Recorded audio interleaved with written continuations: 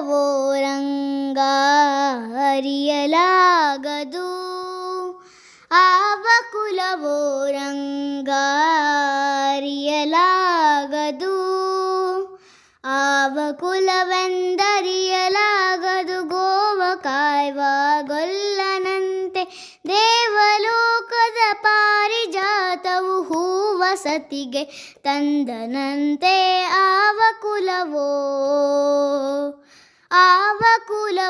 ರಂಗ ಅರಿಯಲಾಗದು.